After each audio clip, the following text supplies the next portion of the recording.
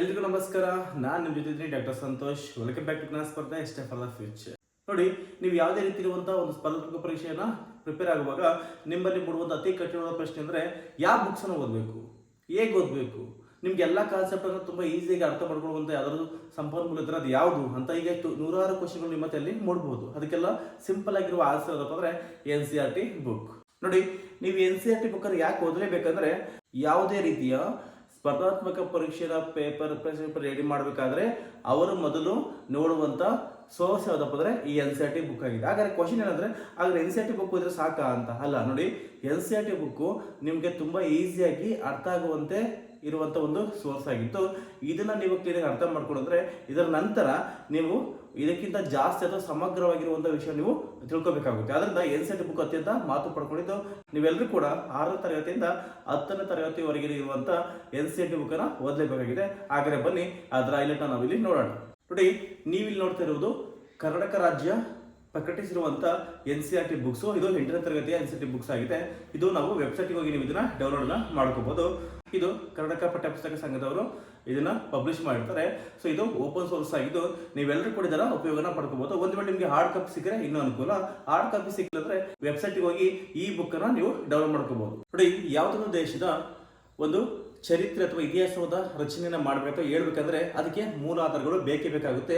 ಆದ್ರಿಂದ ಆ ಇತಿಹಾಸ ರಚನೆ ಅಥವಾ ಚರಿತ್ರೆ ರಚನೆಗೆ ಮೂಲ ಆಧಾರಗಳು ಯಾವ್ದಪ್ಪ ಅಂದ್ರೆ ಒಂದು ಆ ದೇಶದ ಸಾಹಿತ್ಯ ಆಧಾರಗಳು, ಅಂದ್ರೆ ಆ ಕಾಲಘಟ್ಟಗಳಲ್ಲಿ ಬರೆದಿರುವಂತ ಪುಸ್ತಕಗಳು ಅಥವಾ ಸಾಹಿತ್ಯ ಬರುತ್ತೆ. ಅದೇ ರೀತಿಯಲ್ಲಿ ಪ್ರಾಕ್ತನ ಆಧಾರಗಳು ಅಂದ್ರೆ ಏನು? ಸೊ ನೋಡಿ, ಸಾಹಿತ್ಯ ಆಧಾರಗಳಲ್ಲಿ ಮತ್ತೆ ನಾವು ದೇಶೀಯ ಸಾಹಿತ್ಯ ಮತ್ತು ವಿದೇಶಿ ಸಾಹಿತ್ಯ ನೋಡ್ತೀವಿ. ಅಂದ್ರೆ ನಮ್ಮ ದೇಶದ ಒಳಗಡೆ ಸಿಕ್ಕಿರುವಂಥದ್ದು ದೊರೆತಿರುವಂತಹ ಸಾಹಿತ್ಯ ಆಧಾರಗಳು. ಇನ್ನೊಂದು ವಿದೇಶಿ ಸಾಹಿತ್ಯ ಅಂದ್ರೆ ಬೇರೆ ದೇಶದ ವಿದ್ವಾಂಸ ಅಥವಾ ವ್ಯಕ್ತಿಯು ನಮ್ಮ ದೇಶಕ್ಕೆ ಆ ಕಾಲದಲ್ಲಿ ವಿಸಿಟ್ ಮಾಡಿದಾಗ ಅಥವಾ ಬಂದಿರುವಾಗ ಅವರು ನೋಡಿದಂತೆ ಅಥವಾ ಅವರು ಕಂಡಂತೆ ಬರೆದಿರ್ತಾರಲ್ವಾ ಆ ಇನ್ಫಾರ್ಮೇಶನ್, ಇದು ವಿದೇಶಿಯ ಸಾಹಿತ್ಯ. ಈ ರೀತಿಯಾಗಿ ಸಾಹಿತ್ಯ ಆಧಾರಗಳಲ್ಲಿ ದೇಶೀಯ ಸಾಹಿತ್ಯ ಮತ್ತು ವಿದೇಶಿಯ ಸಾಹಿತ್ಯ ಅತ್ಯಂತ ಪ್ರಮುಖವಾಗಿ ಇರ್ತವೆ. ಇನ್ನು ನೆಕ್ಸ್ಟ್ ಪ್ರಾಕ್ತನ ಆಧಾರಗಳಲ್ಲಿ ನೋಡಿ, ಬಹಳ ಇಂಪಾರ್ಟೆಂಟ್ ಇದು ಪ್ರಾಕ್ತನ ಆಧಾರಗಳಲ್ಲಿ ಅತ್ಯಂತ ಪ್ರಮುಖವಾದದ್ದು ಆ ಕಾಲಘಟ್ಟದ ಶಾಸನಗಳು. ಆ ಕಾಲಘಟ್ಟದಲ್ಲಿ ಏನು ಹೊರಡಿಸಿರುವಂತಹ ಅಥವಾ ಮಾಡಿರುವಂತಹ ಶಾಸನಗಳು. ಅದೇ ರೀತಿಯಲ್ಲಿ ಆ ಕಾಲದ ನಾಣ್ಯಗಳು, ಆ ಕಾಲದಲ್ಲಿ ಯಾವ ರೀತಿಯ ನಾಣ್ಯವನ್ನ ಅವರು ಮುದ್ರಣ ಮಾಡ್ತಾ ಇದ್ರು, ಅದನ್ನು ಯಾರು ಮಾಡ್ತಿದ್ರು, ಈ ರೀತಿಗೆ ನಾಣ್ಯಗಳು ಅದನ್ನ ಸ್ಪಷ್ಟೀಕರಿಸ್ತವೆ. ಅದರಲ್ಲಿ ಆ ಕಾಲದ ಸ್ಮಾರಕಗಳ ಮೂಲಕ ನಾವು ತಿಳ್ಕೊಳ್ತೀವಿ. ಒಟ್ಟಾರೆ ಹೇಳ್ಬೇಕಂದ್ರೆ ಯಾವುದೋ ಒಂದು ದೇಶದ ಚರಿತ್ರೆ ನಾವು ಈ ರೀತಿಯಾಗಿ ಸಾಹಿತ್ಯ ಆಧಾರ ಪ್ರಾಕ್ತನ ಆಧಾರದಲ್ಲಿ ನಾವು ತಿಳ್ಕೊಬೇಕಾಗುತ್ತೆ. ಹಾಗಾದ್ರೆ ಭಾರತದ ದೇಶಿ ಸಾಹಿತ್ಯದ ಕೆಲವು ಪ್ರಮುಖ ಗ್ರಂಥಗಳು ಅಥವಾ ಸಾಹಿತ್ಯದ ಗ್ರಂಥಗಳು ಯಾವ್ದಪ್ಪ ಅಬ್ಸರ್ವ್ ಮಾಡಿ. ಮೊಟ್ಟ ಮೊದಲದಾಗಿ ವಿಶಾಖದತ್ತನ ಮುದ್ರಾ ರಾಕ್ಷಸ. ನೋಡಿ, ವಿಶಾಖದತ್ತ ಎಲ್ಲಿ ಬರ್ತಾನೆ? ಸೊ ಗುಪ್ತರ ಕಾಲದಲ್ಲಿ ಬರ್ತಾನೆ. ಗುಪ್ತರ ಕಾಲದಲ್ಲಿ 2ನೇ ಚಂದ್ರಗುಪ್ತ ರಾಜ್ಯ ಇರ್ತಾನೆ. 2ನೇ ಚಂದ್ರಗುಪ್ತ ರಾಜ್ಯನ ಕಾಲವನ್ನು ಕರಿತೀವಪ್ಪ ಅಂದ್ರೆ ಸುವರ್ಣ ಯುಗ ಅಂತ ಕರಿತೀವಿ. ಬಹಳ ಇಂಪಾರ್ಟೆಂಟ್. ಮೌರ್ಯರ ನಂತರ ಗುಪ್ತರ ಬರ್ತಾರೆ. ಹಾಗೂ ಗುಪ್ತರ ಪ್ರಸಿದ್ಧರು ಯಾರು? ಸಮುದ್ರಗುಪ್ತ. ಮತ್ತೊಬ್ಬ ಪ್ರಸಿದ್ಧರು ಅಂದ್ರೆ 2ನೇ ಚಂದ್ರಗುಪ್ತ. 2ನೇ ಚಂದ್ರಗುಪ್ತನ ಕಾಲವನ್ನು ನಾವು ಯಾಕೆ ಸುವರ್ಣ ಯುಗ ಅಂತ ಕರಿತೀವಪ್ಪ ಅಂದ್ರೆ ನವರತ್ನಗಳಿದ್ರು ಅಂತ. ನವರತ್ನ ಅಂದ್ರೆ 9 ಅತ್ಯಂತ ಪ್ರಮುಖ ಮತ್ತು ಪ್ರಸಿದ್ಧ ಕವಿಗಳು, ವಿದ್ವಾಂಸರು ಈ ರೀತಿಗೆ ಇರ್ತಾರೆ. ಅದರಲ್ಲಿ ಪ್ರಮುಖವಾದನು ವಿಶಾಖದತ್ತ. ಸೊ ವಿಶಾಖದತ್ತನ ಗ್ರಂಥ ಯಾವುದು? ಮುದ್ರಾ ರಾಕ್ಷಸ. ನೋಡಿ, ಈ ಬುಕ್ಸ್ ಅನ್ನ ತುಂಬಾ ಎಕ್ಸಾಮ್ ಗಳಲ್ಲಿ ಕೇಳಿದ್ದಾರೆ. ನೀವು ನೋಡಿ ಇವನ್ನ ಏನ್ ಮಾಡ್ಬೇಕಪ್ಪ ಅಂದ್ರೆ ಎಲ್ಲಾರು ಒಂದ್ ಕಡೆ ಬರ್ಕೋಬೇಕಾಗುತ್ತೆ. ಸೊ ವಿಶಾಖದತ್ತಲ್ಲಿದ್ದ 2ನೇ ಚಂದ್ರಗುಪ್ತ ಕಾಲದಲ್ಲಿದ್ದ ಅವನು ಬರೆದ ಬುಕ್ ಹೆಸರು ಮುದ್ರಾ ರಾಕ್ಷಸ. ಇನ್ನು ಕಲ್ಲಣ. ನೋಡಿ, ಕಲ್ಲಣ ಕನಿಷ್ಕನ ಕಾಲದಲ್ಲಿ ಬರ್ತಂದ್ರೆ ಯಾರು?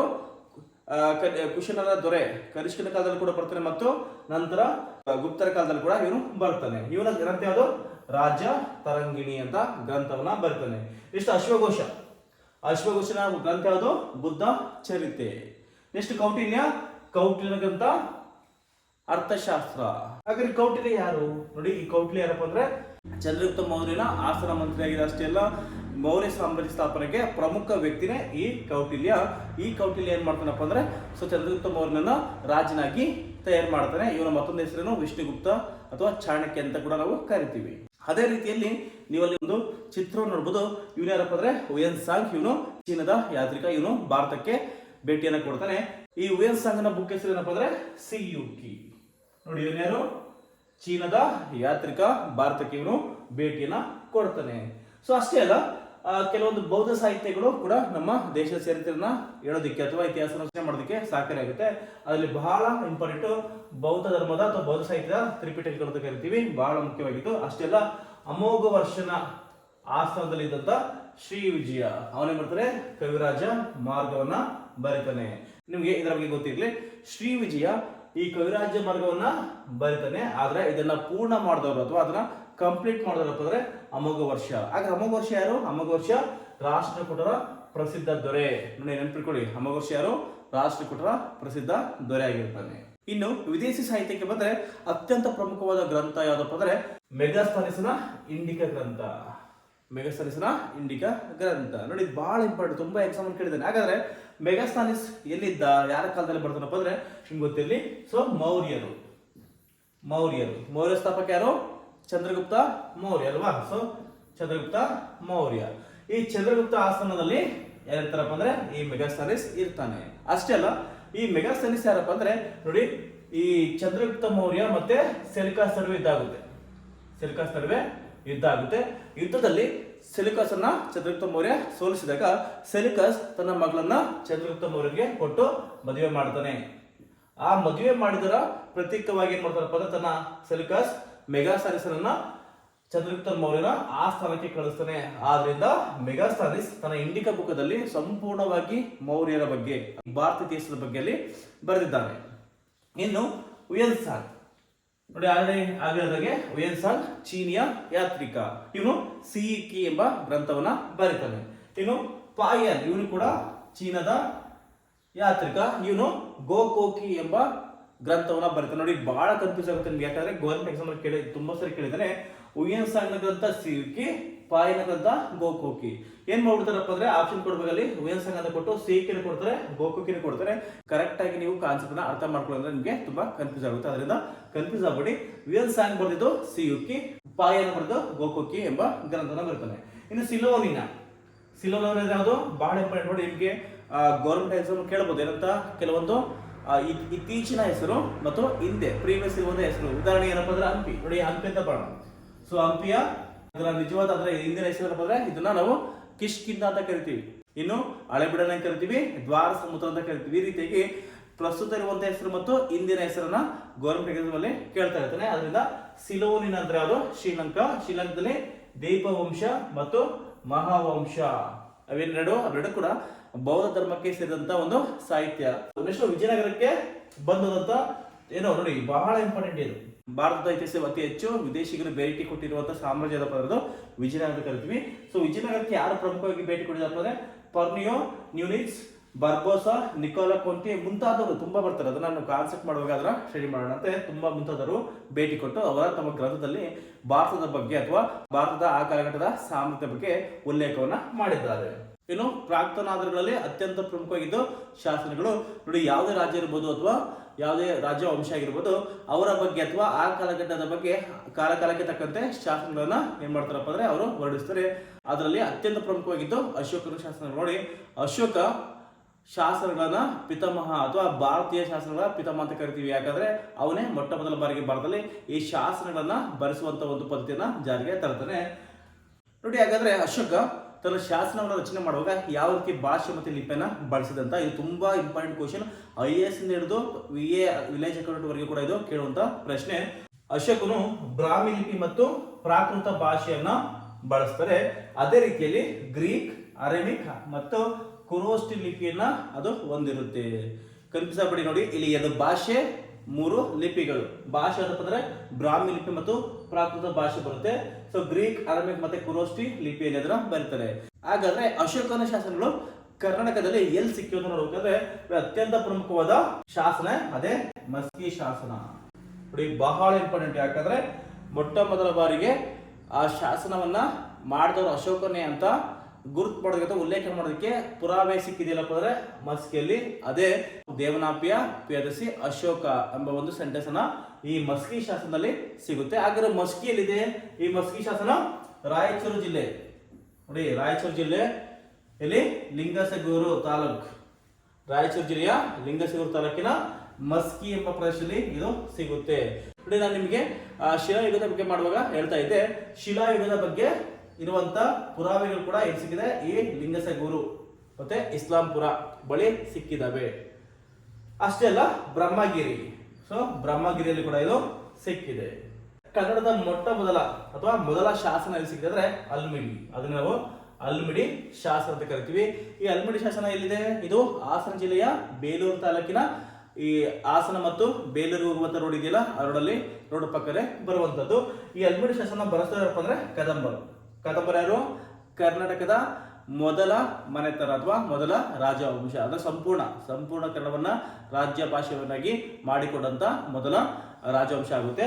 ಕಕ್ಕುತ್ಸವರ್ಮನನ್ನು ಇದನ್ನ ರಚನೆಯನ್ನ ಮಾಡಿಸ್ತಾನೆ. ಕನ್ನಡದಲ್ಲಿ ದೊರೆತಿರುವಂತಹ ಮೊದಲ ಸಂಸ್ಕೃತ ಶಾಸನ ಯಾವ್ದಪ್ಪ ಅಂದ್ರೆ ತಾಳಗುಂದ ಶಾಸನ. ನೋಡಿ, ಈ ತಾಳಗುಂದ ಶಾಸನ ಯಾರ ಕಾಲಘಟ್ಟಕ್ಕೆ ಸೇರಿದಪ್ಪ ಅಂದ್ರೆ ಇದೇ ಕದಂಬರು. ಆದ್ರೆ ಈ ತಾಳಗುಂದ ಶಾಸನ ಮಾಡಿಸಿದವರು ಯಾರು? 1ನೇ ಶಾಂತಿವರ್ಮ. ನೋಡಿ, ಕನ್ಫ್ಯೂಸ್ ಆಗಬೇಡಿ.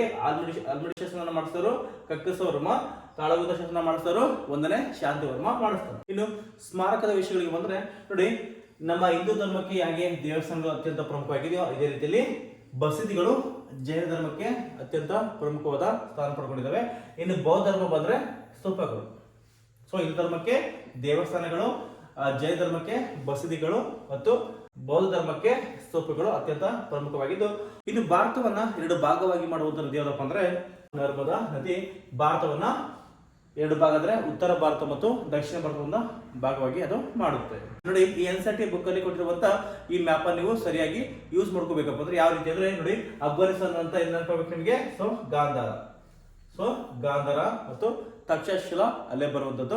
ಈಗ ಯಾಕೆ ಫೇಮಸ್ ಅಂದ್ರೆ ಗಾಂಧಾರ ಕಲೆ. ಸೊ ಗಾಂಧಾರ ಕಲೆಗೆ ಇದು ಫೇಮಸ್ ಆಗಿರುತ್ತೆ. ಈ ಗಾಂಧಾರ ಕಲೆ ಯಾರ ಕಾಲದಲ್ಲಿ ಇದು ಸ್ಟಾರ್ಟ್ ಆಗುತ್ತಪ್ಪ ಅಂದ್ರೆ ಕುಶನರ ಕಾಲ. ಕುಶನರ ಪ್ರಸಿದ್ಧ ದೊರೆ ಯಾರು?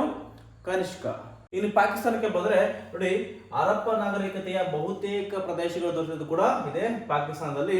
ಈ ಹರಪ್ಪ ಅಥವಾ ಮೊಹೆಂಜೊದಾರೋ ಪ್ರತಿಯೊಂದು ಕೂಡ ಪಾಕಿಸ್ತಾನದಲ್ಲೇ ಇದೆ. ಇನ್ನು ಈ ಕರಾವಳಿಯ ಪ್ರದೇಶದ ಮೂಲಕ ಸೊ ಬ್ರಿಟಿಷರು, ಡಚ್ಚರು, ಫ್ರೆಂಚರೆಲ್ಲ ಭಾರತಕ್ಕೆ ಆಗಮ ಆಗ್ತಾರೆ. ಪ್ರಮುಖವಾಗಿ ವಾಸ್ಕೋಡಿಗಾಮ ಕೇರಳದ ಕ್ಯಾಲಿಕಟ್ ನ ಈ ಕೊಪ್ಪಂ ಬಂದರಿಗೆ ಅಲ್ಲಿಗೆ ಬರ್ತಾರೆ. ಇನ್ನು ಶ್ರೀಲಂಕಾ ನೋಡಿ, ನಿಮ್ಗೆ ಶ್ರೀಲಂಕಾದ ಮೊದಲ ಹೆಸರೇನು? ಸಿಲೋನ್ ಯಾಕೆ ಇಂಪಾರ್ಟೆಂಟ್ ಅಂದ್ರೆ ಬೌದ್ಧ ಧರ್ಮದ ದೀಪವಂಶ ಮತ್ತು ಮಹಾವಂಶದ ಸಾಹಿತ್ಯಗಳು ಅಲ್ಲೇ ಸಿಗ್ತವೆ. ಅಶೋಕ ತನ್ನ ಮಕ್ಕಳನ್ನ ಶ್ರೀಲಂಕಾಗೆ ಕಳಿಸ್ತಾನೆ. ಇನ್ನು ಭೂತಾನ್ ಬಹಳ ಇಂಪಾರ್ಟೆಂಟ್ ಇತಿಹಾಸದಲ್ಲಿ. ಯಾಕಂದ್ರೆ ಹ್ಯಾಪಿನೆಸ್ ಇಂಡೆಕ್ಸ್ ಅಂದ್ರೆ HI ಅಂತ ಕರಿತೀವಿ. HI ನೋಡಿ, ನಿಮ್ಗೆ ಯಾರಾದ್ರೂ ಗೊತ್ತಿರಲಿ. ಸೊ ಪ್ರಮುಖವಾಗಿ ನಾವು ಕೆಲವೊಂದು ಸೂಚ್ಯಂಕ ಅಥವಾ ಇಂಡೆಕ್ಸ್ ಅಂತ ಬರ್ತವೆ. ಅದ್ರಲ್ಲಿ ಪ್ರಮುಖವಾಗಿದ್ದು HDI, ಅದಕ್ಕಿಂತ ಮುಂಚೆ PQLI, ನಂತರ ಬರೋದು ಏನಪ್ಪ ಅಂದ್ರೆ sustainable development index SDI, next poverty index, next gender inequality index. ಇದೇ ರೀತಿಯಲ್ಲಿ ಇತ್ತೀಚೆಗೆ ಬಂದಿರುವಂತಹ ಅತ್ಯಂತ ಪ್ರಮುಖವಾದ ಸೂಚ್ಯಂಕ ಏನಪ್ಪ ಅಂದ್ರೆ ಹ್ಯಾಪಿನೆಸ್ ಇಂಡೆಕ್ಸ್. ಆ ಹ್ಯಾಪಿನೆಸ್ ಇಂಡೆಕ್ಸ್ ಅಲ್ಲಿ ಮೊದಲ ಸ್ಥಾನವನ್ನು ಪಡ್ಕೊಂಡಿರೋದು ಏನಪ್ಪ ಅಂದ್ರೆ ಭೂತಾನ್. ಸೊ ಅಷ್ಟೇ ಅಲ್ಲ, ಈ ಹ್ಯಾಪಿನೆಸ್ ಇಂಡೆಕ್ಸ್ ಅನ್ನ ಮಾಡಿದವರು ಕೂಡ ಈ ಭೂತಾನ್ ದೇಶದವರು. ನೋಡಿ, ಭಾರತ ಒಟ್ಟು 6100 ಕಿಲೋಮೀಟರ್ದಷ್ಟು ಕರಾವಳಿ ಪ್ರದೇಶನ ಹೊಂದಿದೆ. ಸಾಮಾನ್ಯವಾಗಿ ನೋಡಿ, ನಮಗೆ 2 ರೀತಿಯಾಗಿರುವಂತ ಒಂದು ಕೋರಮಂಡಲ ತೀರ ಮತ್ತೆ ಕೊಂಕಣ ಮಲಬಾರ್ ತೀರ ಅಂತ ಕರಿತೀವಿ. ಈ ಕೋರಮಂಡಲ ತೀರ ಅಂದ್ರೆ ಯಾವ್ದಪ್ಪ ಅಂದ್ರೆ ಪೂರ್ವ ಕರಾವಳಿ. ಸೊ ಭಾರತದ ಪೂರ್ವ ಕರಾವಳಿ ನಾವು ಕೋರಮಂಡಲ ತೀರ ಅಂತ ಕರಿತೀವಿ. ಪಶ್ಚಿಮ ಕರಾವಳಿಯನ್ನ, ಇದು ಬಹಳ ಇಂಪಾರ್ಟೆಂಟ್ ಜಿಯೋಗ್ರಫಿಯಲ್ಲಿ ಬರುವಂತ ಪ್ರಮುಖ ಅಂಶ ಇದು. ಪೂರ್ವ ಕರಾವಳಿಯನ್ನ ಕೋರಮಂಡಲ, ಪಶ್ಚಿಮ ಕರಾವಳಿಯನ್ನ ಕೊಂಕಣ ಮತ್ತು ಮಲಬಾರ್ ತೀರ ಎಂದು ನಾವು ಕರಿತೀವಿ. ನೀವು ಈ ಗ್ರಾಫ್ ಅಲ್ಲಿ ನೋಡಬಹುದು. ನೋಡಿ, ಇದೆ ಪೂರ್ವ ಕರಾವಳಿ ಪ್ರದೇಶ. ಈ ಪೂರ್ವ ಕರಾವಳಿ ಪ್ರದೇಶ ಏನ್ ಕರಿತೀವಿ? ಕೋರಮಂಡಲ ಕರಾವಳಿ ತೀರ ಅಂತ ಕರಿತೀವಿ. ಈ ಪಶ್ಚಿಮ ಕರಾವಳಿ ಪ್ರದೇಶ ಕರಿತೀವಿ ಕೊಂಕಣ ಮತ್ತು ಮಲಬಾರ್ ತೀರ ಪ್ರದೇಶ ಅಂತ ಕರಿತೀವಿ. ನೋಡಿ, ಇನ್ನೊಂದು ಇಂಪಾರ್ಟೆಂಟ್ ಥಾರ್ ಮರುಭೂಮಿ. ಭಾರತದಲ್ಲಿರುವಂತ ಏಕೈಕ ಮರುಭೂಮಿ ಯಾವ್ದಂದ್ರೆ ಅದು ಥಾರ್ ಮರುಭೂಮಿ. ಈ ಥಾರ್ ಮರುಭೂಮಿಯಲ್ಲಿ ಏನಿದೆ ಬಹಳ ಇಂಪಾರ್ಟೆಂಟ್ ದೀಡ್ವಾನ. ಸೊ ದೀಡ್ವಾನ ಪ್ರದೇಶ, ದೀಡ್ವಾನ ಯಾವ್ದು ಫೇಮಸ್? ಮಾನವ ಶಾಸ್ತ್ರದ ಸಂಶೋಧನೆಗೆ ಅತ್ಯಂತ ಪ್ರಮುಖವಾದ ಸ್ಥಳವಾಗಿದೆ. ಇದು ರಾಜಸ್ಥಾನದಲ್ಲಿ ಬರುತ್ತೆ. ನೋಡಿ, ವಿಂಧ್ಯ ಪರ್ವತಗಳು ಬರುತ್ತೆ. ಬಹಳ ಇಂಪಾರ್ಟೆಂಟ್ ನರ್ಮದಾ ನದಿ ಯಾಕೆ ಇಂಪಾರ್ಟೆಂಟ್? ಭಾರತವನ್ನ 2 ಭಾಗವಾಗಿದ್ದು ಮಾಡುತ್ತೆ. ನೋಡಿ, ಕೋಸಿ ನದಿ ಬಂಗಾಳದ ಕಣ್ಣೀರು ನದಿ ಅಂತ ಕರಿತೀವಿ.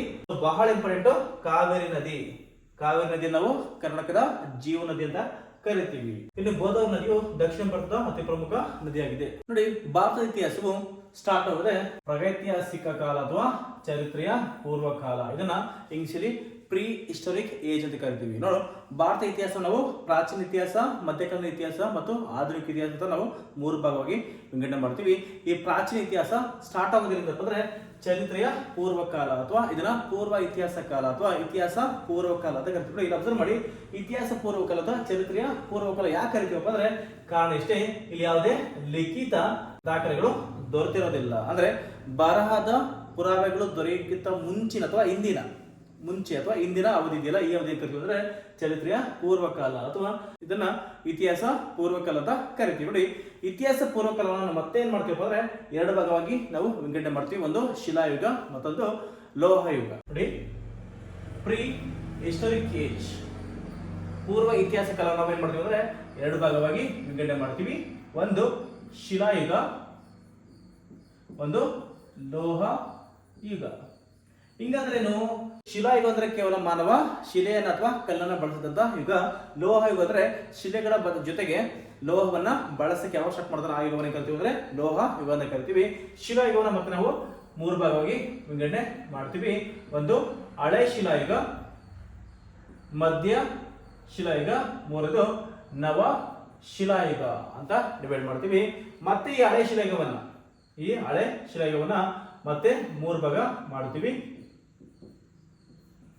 ಒಂದು ಆದಿ ಹಳೆ ಶಿಲಾಯುಗ, ಮಧ್ಯ ಹಳೆ ಶಿಲಾಯುಗ, ಅಂತ್ಯ ಹಳೆ ಶಿಲಾಯುಗ ಅಂತ. ನೋಡಿ, ಆಗಿನ ಕಾಲದಲ್ಲಿ ಇರುವಂತಹ ಒಂದು ಕಲ್ಲಿನ ವಿನ್ಯಾಸ ಅಥವಾ ಕಲ್ಲಿನ ಬಳಕೆಯ ವಿನ್ಯಾಸ ಇರಬಹುದು ಅಥವಾ ಆಯುಧಗಳ ವಿನ್ಯಾಸ ಇರಬಹುದು, ಅವರ ಜೀವನ ಶೈಲಿ ಇರಬಹುದು, ಈ ರೀತಿ ಸಿಕ್ಕಿರುವಂತಹ ಪುರಾವೆಗಳ ಮೇಲೆ ಈ ರೀತಿಯಾಗಿ ಇತಿಹಾಸಕಾರರು ವಿಂಗಡಣೆ ಮಾಡಿದ್ದಾರೆ. ನೋಡಿ, ಶಿಲಾಯುಗವನ್ನು ನಾವು ಹಳೆಯ ಶಿಲಾಯುಗ, ಮಧ್ಯ ಶಿಲಾಯುಗ ಮತ್ತು ನವ ಶಿಲಾಯುಗ ಅಂತ 3 ಭಾಗವಾಗಿ ಮಾಡ್ತೀವಿ. ಹಳೆ ಶಿಲಾಯುಗದ ಕಾಲ ಏನಪ್ಪ ಅಂದ್ರೆ ಕ್ರಿಸ್ತಪೂರ್ವ 2 ಮಿಲಿಯನ್ ವರ್ಷಗಳಿಂದ ಎಷ್ಟು ಸರಿಸುಮಾರು 10 ಅಥವಾ 12 ಸಾವಿರ ವರ್ಷದ ಹಿಂದಿನ ಅವಧಿಯನ್ನು ನಾವು ಹಳೆಯ ಶಿಲಾಯುಗ ಅಂತ ಕರಿತೀವಿ. ಮಧ್ಯ ಶಿಲಾಯುಗ ಅಂದ್ರೆ ಸರಿಸುಮಾರು 10,000 ಕ್ರಿಸ್ತಪೂರ್ವ 10,000ರಿಂದ 7,000 ವರ್ಷ ಇದೆಯಲ್ಲ ಕ್ರಿಸ್ತಪೂರ್ವ, ಈ ಅವಧಿಯನ್ನು ನಾವು ಮಧ್ಯ ಶಿಲಾಯುಗ ಅಂತ ಕರಿತೀವಿ. ಇನ್ನು ಕ್ರಿಸ್ತಪೂರ್ವ 7,000ರಿಂದ ಕ್ರಿಸ್ತಪೂರ್ವ 1,000 ಅವಧಿ ನಾವು ನವ ಶಿಲಾಯುಗ ಅಂತ ಕರಿತೀವಿ. ಈ ಮತ್ತೆ ಹಳೆ ಶಿಲಾಯುಗ ನಾವು ಆದಿ ಹಳೆ ಶಿಲಾಯುಗ, ಮಧ್ಯ ಹಳೆ ಶಿಲಾಯುಗ ಮತ್ತು ಅಂತ್ಯ ಹಳೆ ಶಿಲಾಯುಗ ಅಂತ ನಾವು 3 ಭಾಗವಾಗಿ ಮಾಡ್ತೀವಿ. ಇದಕ್ಕೆ ಮೇಜರ್ ಆಗಿರುವಂತಹ ಡಿಫ್ರೆನ್ಸ್ ಏನಪ್ಪಾ ಅಂದ್ರೆ ಈ ಆದಿ ಹಳೆ ಶಿಲಾಯುಗದ ಕಾಲದಲ್ಲಿ ಮನುಷ್ಯನು ನಯಗೊಳಿಸದ ಅಂದ್ರೆ ಅನ್ಪಾಲಿಶ್ಡ್ ಟೂಲ್ ಅನ್ನ ಬಳಸ್ತಾ ಇದ್ದ. ಇನ್ನು ಮಧ್ಯ ಹಳೆ ಶಿಲಾಯುಗದ ಕಾಲದಲ್ಲಿ ಆ ಕಲ್ಲಿದೆಯಲ್ಲ, ಕಲ್ಲನ್ನ ಚೂಪ್ ಮಾಡುವಂತ ಪದ್ಧತಿ ಸ್ಟಾರ್ಟ್ ಆಗುತ್ತೆ, ಅಂದ್ರೆ ಚೂಪಾದ ಕಲ್ಲನ್ನ ಬಳಸ್ತಾ ಹೋಗ್ತಾನೆ. ಇನ್ನು ಅಂತ್ಯ ಹಳೆ ಶಿಲಾಯುಗದ ಕಾಲದಲ್ಲಿ ಆ ಕಲ್ಲು 2 ಬಗೆಯಾಗಿ, ಎಕ್ಸಾಂಪಲ್ ಒಂದು ಆಯುಧ ಇದೆ ಅಂದ್ರೆ ಆ ಆಯುಧ 2 ಬಗೆಯಾಗಿ ಚೂಪಾಗಿರುತ್ತೆ. ಅಷ್ಟೇ ಅಲ್ಲ, ಇದು ತುಂಬಾ ನಯವಾಗಿರುತ್ತೆ, ಅಂದ್ರೆ ಪಾಲಿಶ್ಡ್ ಟೂಲ್ ಅನ್ನ ಬಳಸ್ತಾನೆ. ಹೀಗೆ ಇದರ ಸಂಪೂರ್ಣ ಮಾಹಿತಿ ನಾನು ಈಗಾಗಲೇ ಒಂದು ವಿಡಿಯೋದಲ್ಲಿ ಅಪ್ಲೋಡ್ ಮಾಡಿದ್ದೀನಿ. ಆ ವಿಡಿಯೋನ ನೋಡೋ ಮೂಲಕ ನೀವು ಇದರ ಬಗ್ಗೆ ಮಾಹಿತಿನ ಪಡ್ಕೋಬಹುದು. ಈ ಕಂಟೆಂಟ್ ನಿಮ್ಗೆ ಇಷ್ಟ ಆದರೆ ಲೈಕ್ ಅಂಡ್ ಶೇರ್ ಮಾಡಿ, ಸಬ್ಸ್ಕ್ರೈಬ್ ಮಾಡಿ, ಅಗತ್ಯ ಇರೋರಿಗೆ ಇದನ್ನ ಶೇರ್ ಮಾಡಿ. ಮುಂದಿನ ವಿಡಿಯೋದಲ್ಲಿ ಸಿಗೋಣ. Thank you.